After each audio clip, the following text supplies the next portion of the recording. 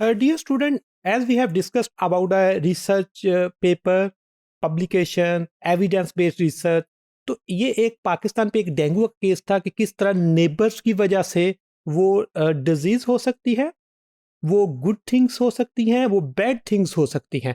अगर एक कोई नेगेटिव इम्प्लीकेशन है किसी एरिया में तो वो उसका इम्पैक्ट नेगेटिव उसके सराउंडिंग में होगा। अगर एक में कोई पॉजिटिव वाइब है तो उसके सराउंडिंग में भी होगी। Even if you are facing the like COVID in 2020 and 2021, तो कोविड के भी अगर आप डेथ रेट निकालते हैं उसको स्कैटर करते हैं तो आपको कुछ जोन्स वो मिलेंगे जहां पर कोविड की डेथ बहुत ज्यादा थी और कुछ मिलेंगे जहां पे कोविड की डेथ बहुत कम थी। And you can easily like design policy perspective uska in the same pattern I have discussed with you. If you are talking about the incidence of poverty, the district with high poverty level and district with low poverty level and medium level of poverty or no poverty and high poverty, तो आप उसको जब scatter करते हैं तो आपको कुछ areas मिलेंगे where the number of poverty is very much high, but on the other hand there are some district where the poverty number is very much low, and you can easily compare.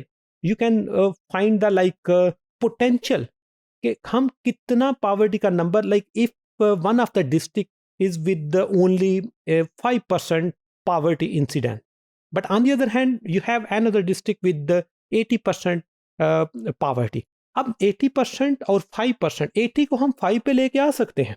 इसी तरह अगर कुछ areas हैं जहां पे per capita income is like 5000 US dollar, but on the other hand you have the some areas where per capita income is only $500। अब 500 को आप एक्सपेंड करके इंक्रीज कर सकते हैं। क्यों?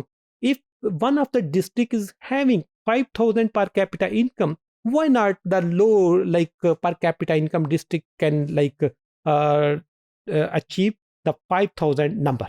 तो उसके लिए हम स्पेशल एनालिसिस की हेल्प से देख सकते हैं कि अगर एक डिस्ट्रिक्ट में ये पॉजिटिव वो चीज़ें एग्जिस्ट करती हैं, why not in the low like performer district. तो इसलिए हमारे पास जो स्पेशल एनालिसिस है ये बताता है कि कौन सा एरिया पोटेंशियल है, कौन सा एरिया पोटेंशियल नहीं है। If some area is potential, what are the factors behind the efficiency. उन फैक्टर्स को हम लो है पोटेंशियल एरियाज पे अप्लाई करते हैं तो ऑटोमेटिकली उसकी परफॉर्मेंस भी बढ़ सकती है। And this strategy is evidence based intervention.